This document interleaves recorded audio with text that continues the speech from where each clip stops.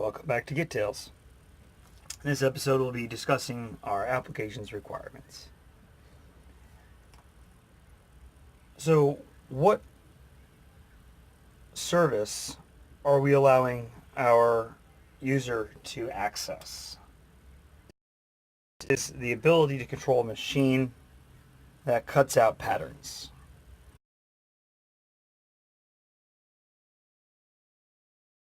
Has a footprint that attaches it to the cutting surface, stepper motor, and a arm along which moves a scribe. Above this scribe, a good number of feet, is this arm, and on top of the arm, I suggest we create a strap down for a cell phone. What should the user be able to do with this? They should be able to do four things written here. When tied up on the machine, they should be able to calibrate the machine to their phone so that if they've added another 3 feet onto this, if they have onto this bar and they're driving the motor out, if the different motors are being used, somehow the app needs to be able to calibrate its outputs. Perhaps a headphone jack, perhaps one of the USB outputs from the phone. It needs to be able to calibrate where it wants to go to what these will be giving out as signals to the apparatus. It should be able to write a selected pattern to this apparatus so that if I say I'd like to have a square written, this will make a square. And I should also be able to define a pattern. I don't have a triangle in the library or a oddly shaped five-sided object. I should be able to define it by just saying go here, go here, go here, go here, and have the machine scribe that.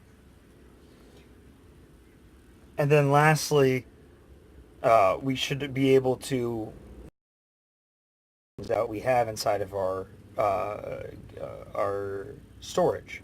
So if we have a square, we should be able to make that square 4 inches by 4 inches or 7 inches by 7 inches. We should be able to scale it to wherever we want. We should be able to change the relative Cartesian dimensions.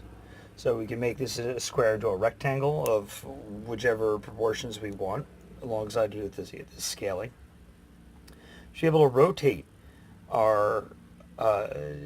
rotate the pattern that will be cut underneath the space of this tool, so that not so much that if it were here it would be moved here, but that if it were oriented this way it would then become oriented to the side. And lastly, we should be able to previous settings. So if I'm always cutting a 4 inch by 4 inch square, I should be able to leave that there. This seems to me to be the extent of what